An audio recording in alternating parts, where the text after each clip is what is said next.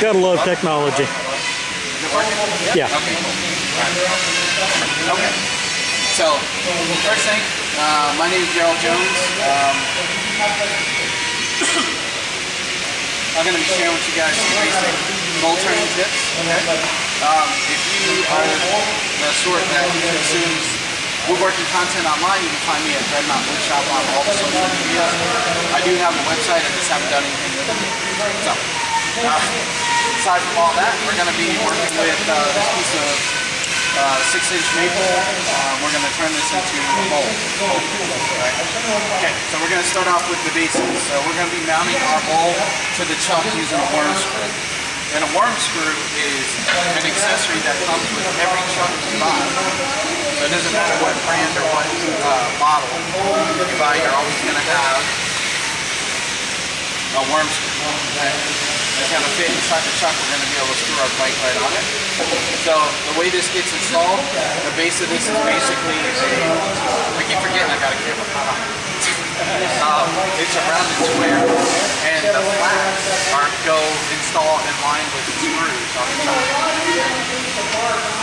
So we'll go ahead and put that in. Now there's something to know about installing this, right? So like I said, the flats get installed in line with the screws on the truck. So when you put this in, line it up with this flat, start tightening this down. Once you get it kind of tight, the problem that you have is that it actually has a little slack in it, okay? So what you need to do is before you tighten that down, you need to pull it out and then tighten it down. The reason why is because if you don't, there's lots of vibrations that happen throughout the turning process. And if your blade was to work its way forward, then it would no longer be registered against the face of the jaws, and it could come off the blade. So you want to make sure you pull that slack out before you start attaching your bowl. Okay? So the next thing we need to do is take our bowl and we need to find center. Now, if our blade was square, it's easy. Use a straight edge from corner to corner to get your center. But since this one's round, we're going to be using a center finder gauge. And basically these two legs right here are at 90 degrees, and this division right here bisects them. So using that, we can find an approximation of center. It's wood turning. Most of our materials aren't square, they're not straight, you know, and you really don't have to worry about that in wood turning. You just bring it right to the work. So this is just an approximation. We don't need to be exact. So let's move on. Drilling our hole. So a worm screw generally requires a 3/8" hole, right? It doesn't need to be very long, just long enough for the screw to go through. Now the main thing is you just don't want to drill it deeper than the inside of your bowl screw. Otherwise your bowl will have a hard time holding liquids. So I'm just going to put the hole in here. My drill split, so it's definitely off center. That's okay. Wood turning, not furniture making. Alright.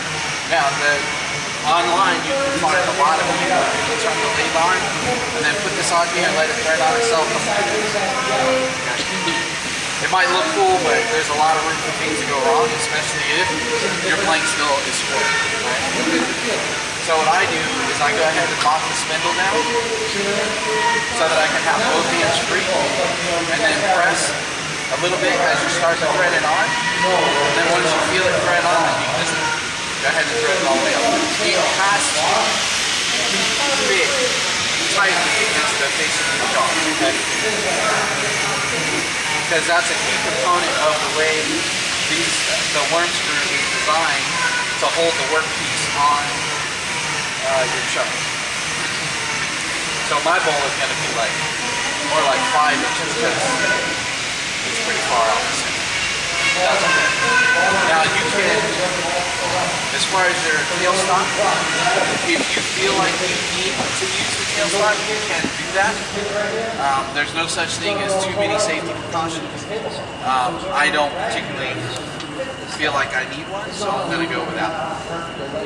But I want to make sure that my blank is clear in the tool rest. Okay, especially now because it's off center a little bit. So I'm going to grab my face shield. Always want to make sure you protect your face. It's the only one you get. Okay. And we're going to go with my big 5/8 inch bolt gouge. And the first thing I'm going to do actually is I'm going to go ahead and true up this blank, which isn't really necessary. But I'm going to go ahead and do that anyway. So when you have a bolt blank mounted to the blade and you turn it on initially, stand to the side, one side or the other. Because if it comes off of there for some reason, it's going in this line somewhere. Okay, so we'll go ahead and start truing this up, getting it down to an actual circle. Again, this part is probably not necessary, but I'm going to go ahead and do it.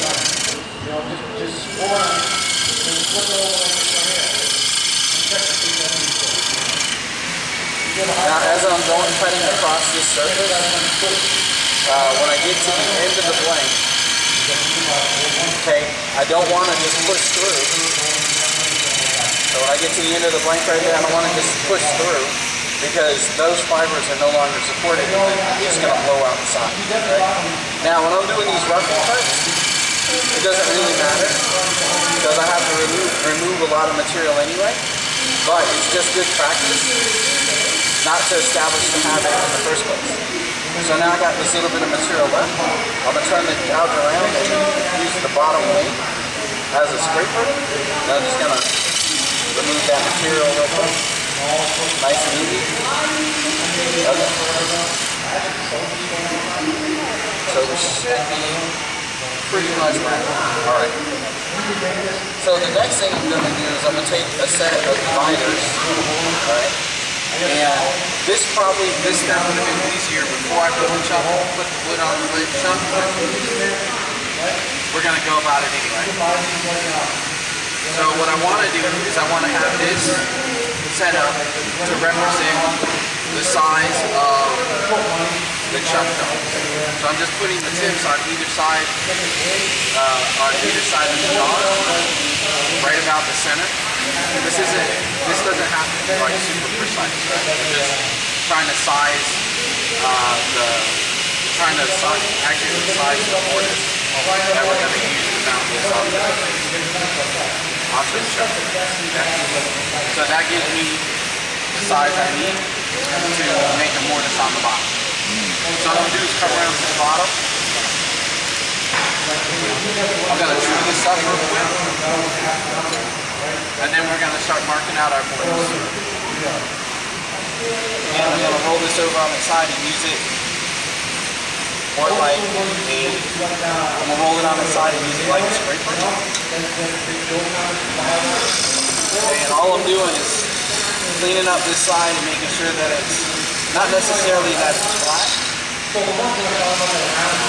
Just I don't have any rough material because once I cut my mortise, if I cut my mortise first and the bottom needs to be addressed, I'm going to shorten the depth of my mortise. Okay? Now, time to use our caliper or dividers to mark out our mortise. I'm going to use these dividers, and the way we're going to do that, right? The way the wood rotates is like so, right? So what that means is this front leg, or front in relation to me, all right, that's going to be, that rotation is going to push this point down into the tool rest, which is safe. The one in the back, because the material's going up, it'll pick it up. Bad things happen. So we don't want to contact the back one. So what we're actually going to do is we're going to use this front one to make a mark, and then we're going to use the back one as a visual reference. Okay, you'll see what I mean in just a second. So for that, I'm going to switch back to here. Okay. So I'm going to approximate where I think center is. I'll make contact with that first one now. If you look over here, that other leg is clearly not lined up, all right? So I need to move over a little bit, and that's a whole lot better, okay? So since I'm happy with that, I'll just drive this front point in to give me a good solid mark, okay? Then I can score a line. I'll go back to my bowl gouge. Now I'm making a mortise, and I'm choosing to go with a mortise, which is a recess, versus a tenon, because this is like a beginner type, it's like a beginner bowl class. And what using a mortise instead of a tenon will do for you is that you don't have to turn it around and readdress the bottom. So we can make our tenon and decorate it or sand it or whatever we're going to do, and have the bottom of the bowl complete, so that once we're done hollowing out the inside, we're done. So when you use a mortise, I recommend a good, leave a substantial foot around it, so that there's enough material that when you put the jaws in and expand, it won't crack. Okay. So I'm going to develop that now. The foot doesn't have to be very big, or very tall, I guess I should say, or thick. So now I have that, so I can go ahead and start to shape the top of my bowl. And that's up to that, that's completely up to you. You can make it, you shape it pretty much however you like.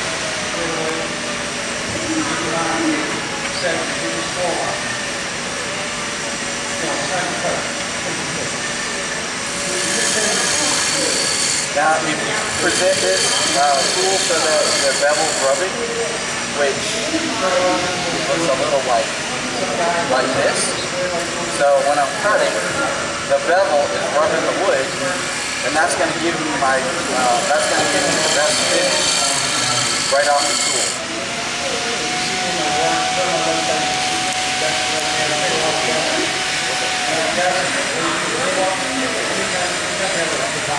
Now, because the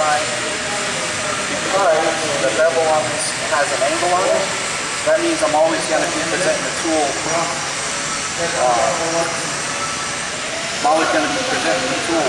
With the handle at an angle to the surface. I just shortened. This is an advantage of having having these interchangeable handles, because it's hollow on the inside, so I can adjust the length of the tool, because I need to be back here, but the tool's too long for buttons.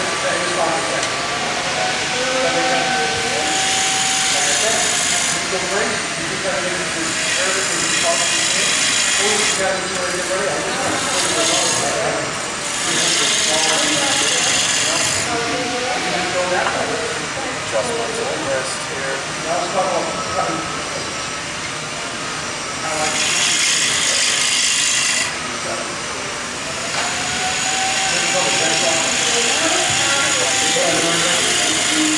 Now when you're turning a bowl, right, and you're starting to shape it, you want to look at the horizon line, not where the tool is. Because if you watch the horizon line, you can watch in real time the actual changes that you're making to the shape of the bowl.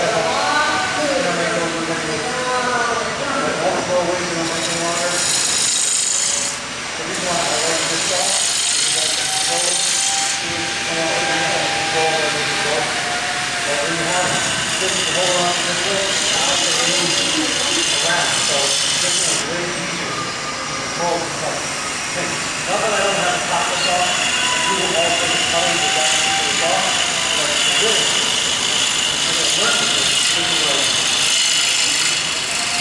I'm going to try to go how to do this in. So let's take a look at that, see where we're at. Take these things off, so this is why I like to stand up, drop it again. If I'm being 100% honest, I'm not really much of a bowl cutter. I do more artsier type stuff, like polyforms and things like that. But I can't. So let's see what we got on the top. So what we want to do.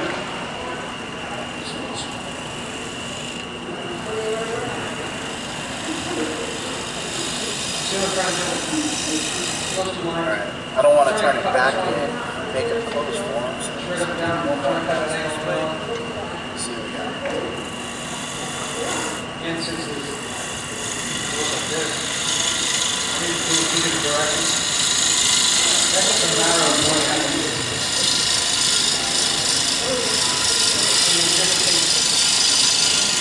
Time and patience. We try to use stuff as well. We can't get it. Okay, again, I'm at the end there. I definitely don't want to blow those fibers out, so I'm going to switch. I'm going to switch up, and I'm going to go ahead and use that scraping cut to go ahead and clean that off. And then I'm going to use a little bit of a scraping cut to get rid of these little ridges in the surface before I turn it around. You get what I'm doing? I'm really touching it, right? I'm just trying to stay on that line right there. I'm not really concerned about this line yet. Because this line is more important than the straight up line. Then it's going to drop the saw blade into that line. Now,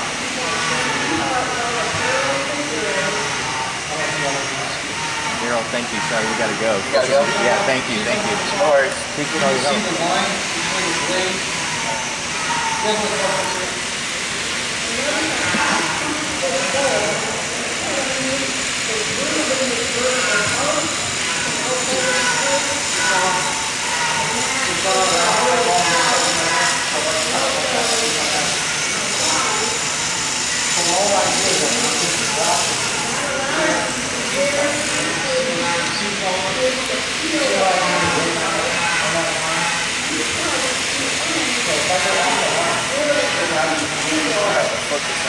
Let's work on our start flipping it right. So I'm going to use over here for any of my other for my big box class. So I'm going to use my spindle gouge for hollowing. I'm going to use that to hollow out the majority of the material for the tenon or the mortise. So this mortise okay, with that, you want to make sure that it's not deeper than the jaws are tall.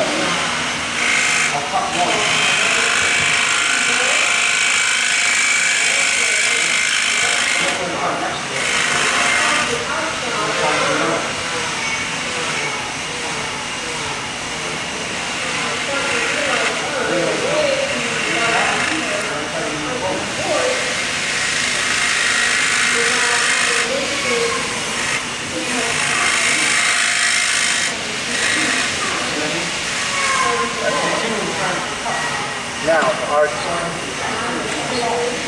jaws on our chuck have a dovetail profile. So the tenons are straight. The mortise on the dovetail, the jaws on the chuck, the jaws on the chuck have a dovetail profile. Okay? So, which means that the side walls of our mortise also need a dovetail profile. The easiest way to do it is using a skew, right? Because the skew has, switch one more time. So if the skew is lined up flat across the bottom of the recess, you see that that has a nice angle on it. Okay? So we're going to use that to put our dovetail profile on. We're going to use that to put a dovetail profile on the walls of our mortise. Okay? So when we use this, we want to set it up so that we're cutting just about on center. Normally, you have a handle. Alright, and what we're going to do is keep this edge right here parallel to the bottom of our mortise, and then we'll just cut straight down, and that's going to provide us with that dovetail profile that we're looking for. Okay. You can also use the scraper. You can also use your skew as a little bit of a scraper and clean up the bottom of your mortise. Looks like I got a little extra material over there. Okay, so now I have doing this. Now I have my dovetail profile on the walls of my mortise. Okay. So this is the time that you do whatever decorating that you're going to do to the bottom. If you're going to do any. Just switch this out. And I happen to have a nice texturing tool, so I'm going to go ahead and make use of that.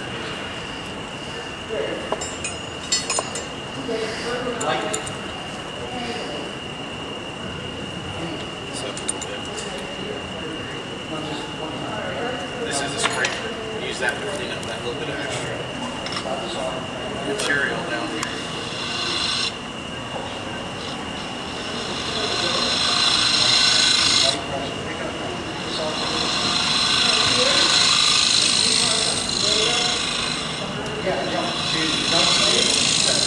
In this case, we got our bowl is pretty deep, so I'm not super concerned about the mortise is actually taking up space in the bottom of the bowl, right? So we have to take that into consideration when we turn our bowl. And ordinarily, I use a thinner, normally I use a plank that's not quite as deep, so you have to be concerned about finding the inside from the bottom. Next thing is protection. So I'm going to go ahead and put a little bit of decoration on the bottom of my bowl.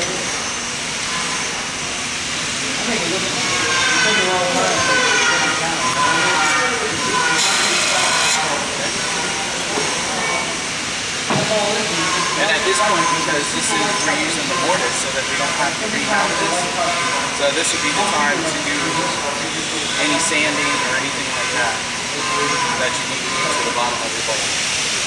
So that gives us a little bit of decoration there. Alright.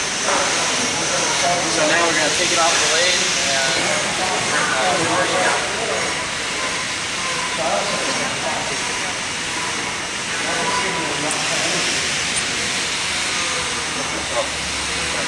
Before you do that, it's a lot easier to go ahead and screw it off while it's still on the lathe.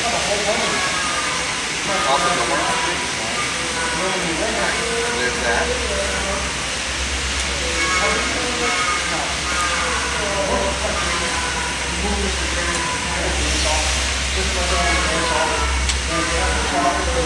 Alright, so now we're going to put our mortise inside the jaws.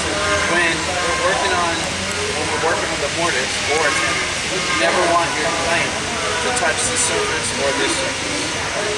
If it touches either of those, either your mortise is too deep or your tender is too long.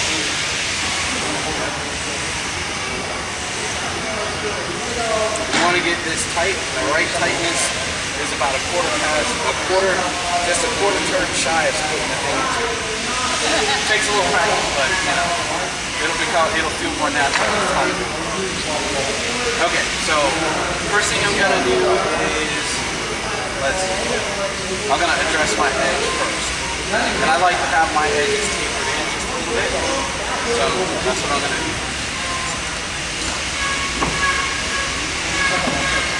I'm gonna sharpen it. I'm gonna take just a second and sharpen this tool. Put a nice fresh edge on here.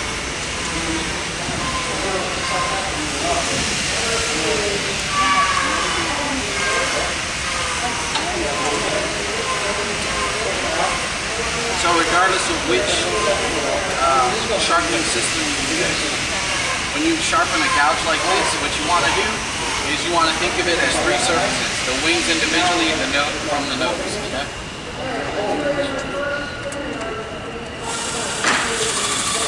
One, others.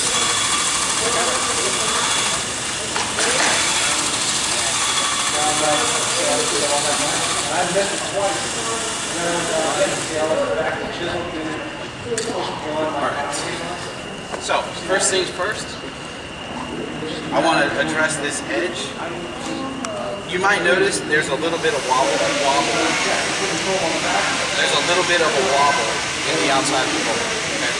So particularly if you're turning a thin bowl, you want to go ahead and true this up again. And where that comes from is every time you put a piece of wood into a chuck, it's a set of metal jaws, and it will compress the wood fibers a little bit. So when you turn it around and remount it, it's going to be just a little bit off. So you can see there's a little bit of a wobble. So if you want to address that, then what you do is come around to the front and true it up.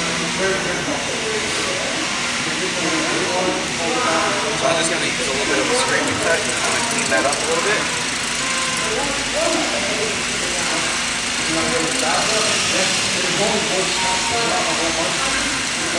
Particularly if you're doing a thin wall bowl, this would be really important.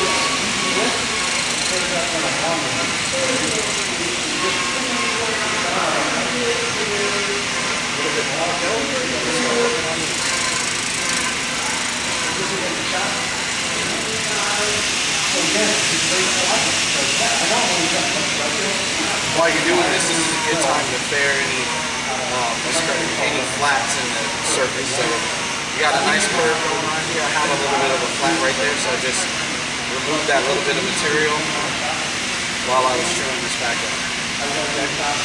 So now we're going to start working on the inside. So the first thing, like I said before, I'm going to work on my rim. I'm going to do that now while I got all this material on the inside. And like I said, I like to have it angled in a little bit. So I'm going to go ahead and cut that detail now. Round over the outside a little bit. So it feels nice. It doesn't really matter where the inside of the bowl is going to be, because I'm going to remove all that material anyway, and I'll establish that when the time comes. Now, when I go to start hollowing this out, what I want to do is I want to come in and start removing some of this material from this area, right? And I don't want to take all of it out, because I only want to come down about this far, because when the walls start to get thin, what's going to happen if I took all the meat out of the middle, there's nothing to hold the two sides together. So it's spinning, so you got centrifugal force working, plus I'm pushing on it with the tool. So what I want to do is just hollow down just a little bit, get the walls where I want them, and then I'll just continue to work my way down towards the bottom of the bowl. So like I said, I'm just going to remove a little bit of material. Okay. And I'm leaving, the reason why I'm leaving that little mound in there is because I just want to leave that extra material until I get the walls, shaped the way I want them, and then I'll go back and pull that out.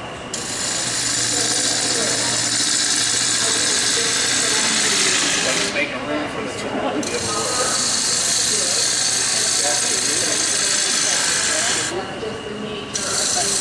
Okay, so I'm going to leave just a little bit extra.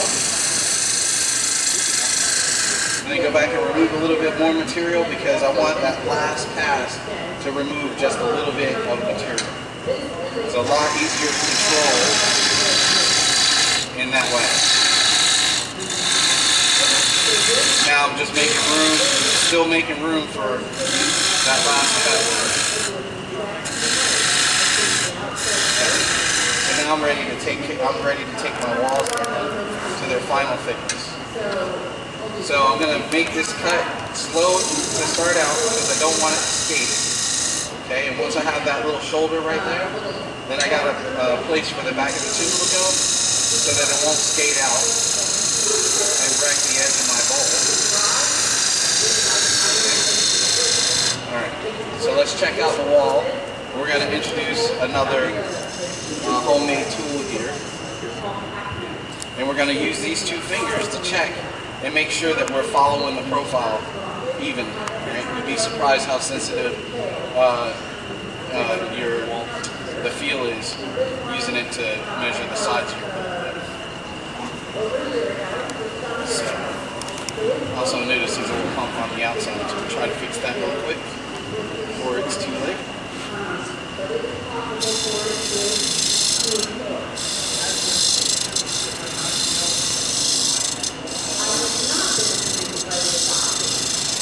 So I know that lots of people like it, but it's just not my thing. So I'm going to go ahead and come back to the inside. And now that I've gotten down down pretty good, and I'm pretty happy with the way that looks. So I can start moving more material and work my way down. So you'll notice that these cuts are pretty slow. That's just giving the tool enough time to do its job. Versus breaking the fibers out. And I will tell you this, it's definitely worth it to take your time making these cuts, okay? Because what usually happens with bowls is on the where side grain, usually where you go into end grain from side grain, cuts pretty good. And when you come out of the end grain back to side grain, it gets pretty dicey, right? And the reason why people have a hard time fixing that with sandpaper is because when those fibers get torn out, you actually make holes in the surface, right? The easiest correction you can make with sandpaper is areas that are raised. It's very easy to lower that area down to the rest of the surface, but with the tear out, you're actually lowering the surface down to the lowest point, so you have to move a lot of material to get it right. So taking your time and making those final cuts is going to really help you out when it comes time to finish off the bowl. So now I'm just working away a little bit more of this material with the needle, so I can work further down the wall.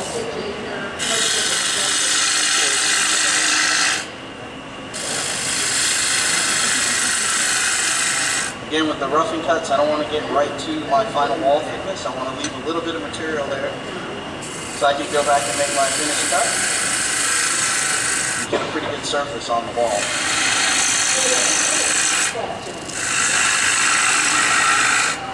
So now I can get rid of some of this stuff.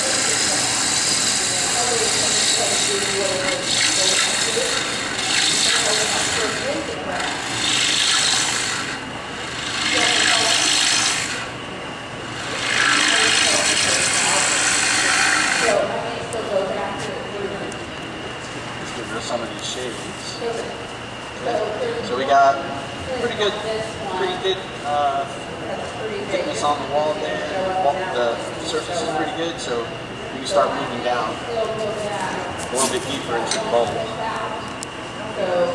Get rid of a little bit of this. Alright, and now I'm going to go back and start making that last pass. I'm not even going to try to take all of it out in one pass. I'm going to cut about half of that, nice and slow. Then I'm going to check and see if I'm following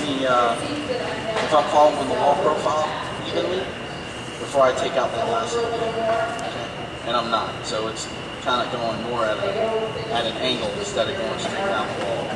So we'll go back, try to correct that real quick, and then we'll go back for the final passes. And I'm going to need the light, which may blow it out a little bit. Sorry about that.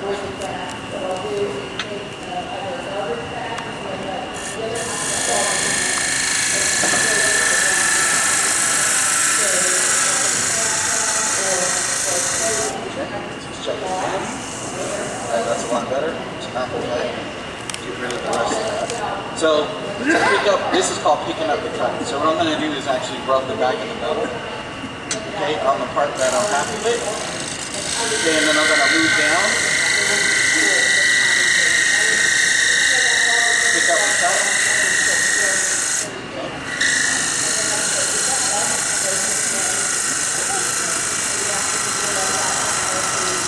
And that way it's easy to blend the two.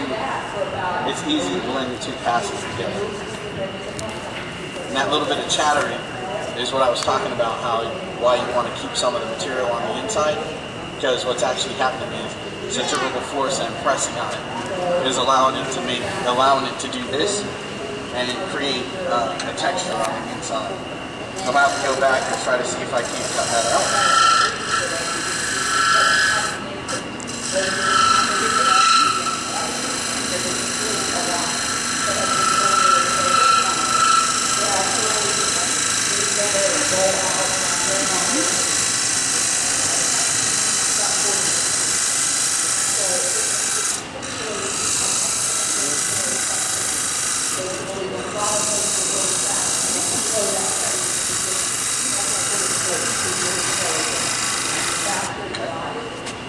That was great. He's so good, you know. Okay, so the rest of this is pretty much rinse and repeat. We're going to keep doing the same thing until we get down to the bottom of our bowl. Okay.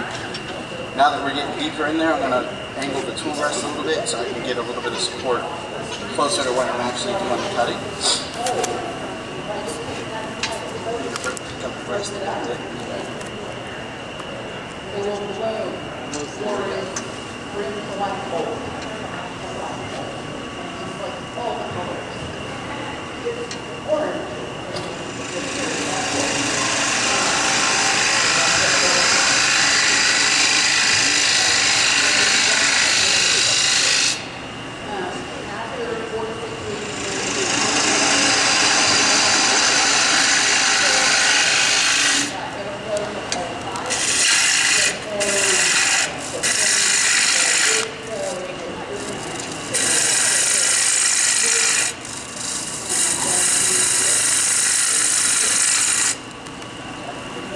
Switch to a smaller gouge. Make that. Should make making that last turn a little easier. Okay. Go back to my bottom saver just to check and see where I'm at.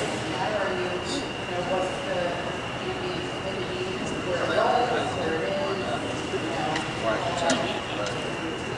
So I can put up there.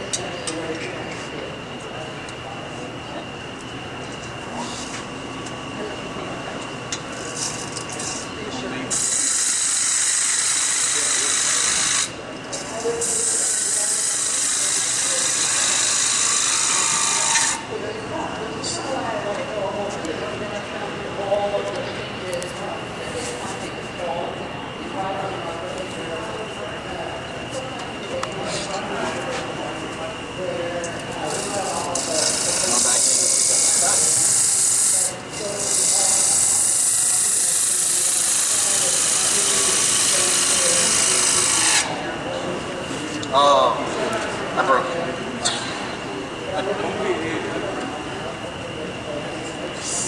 See how it's glowing right there? Yeah, bro. Yeah, I didn't make a funnel, but yeah, I turned it into a coin dish. So, and also, I don't know if, let's see, yeah. Oh well. Alright, so I'm still going to turn this into a bowl. It's going to be a smaller bowl, but it's going to be a bowl. See if I find my party tool here.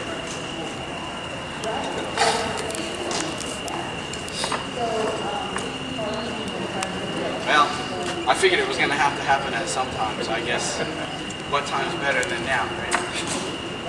Okay. So first, take this off.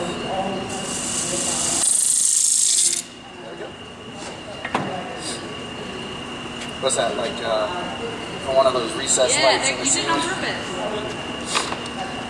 Okay, so let's make this into a little bowl instead of a big one.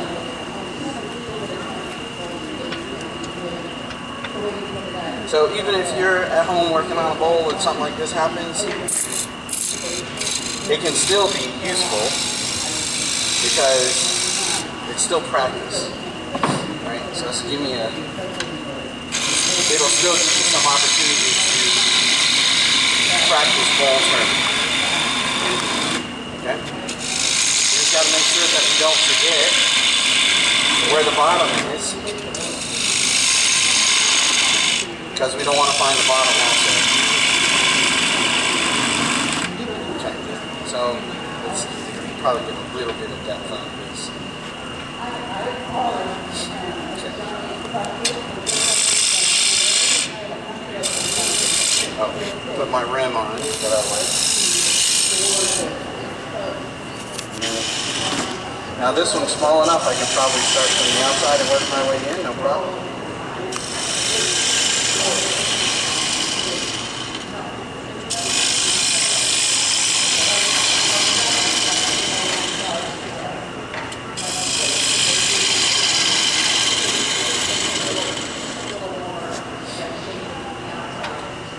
Try to turn this into a everyday carry bowl.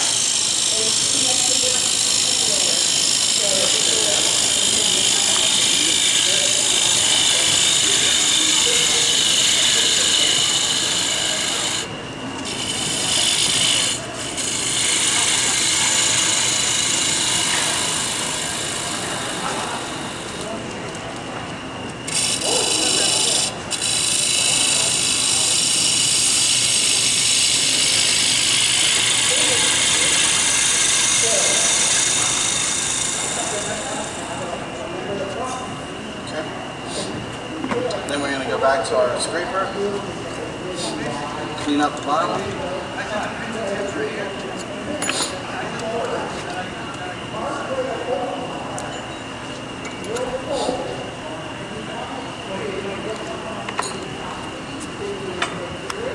We're going to set this a little higher than center, and then trail down.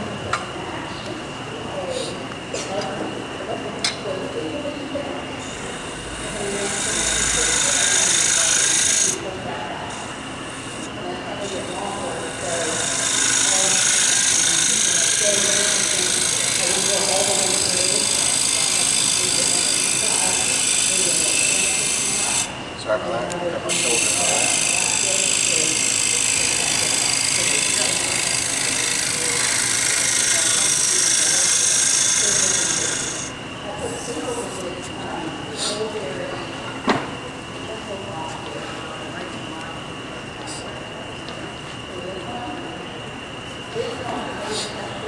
Just a little bit more cleanup work. Here you go.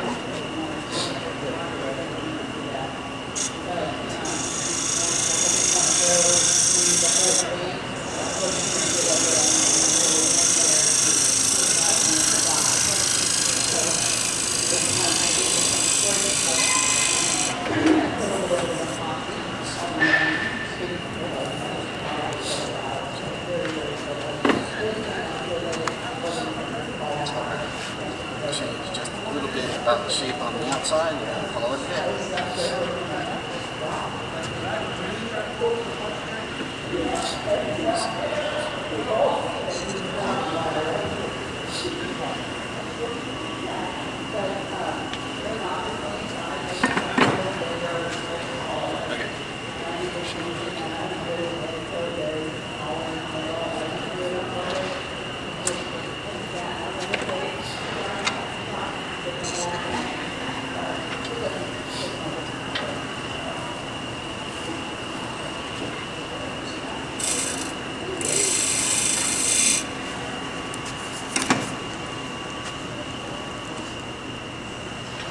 Alright, and we have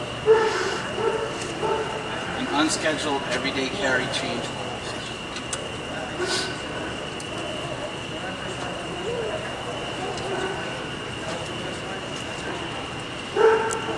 Alright, and I cut that bottom pretty thin, but there you go.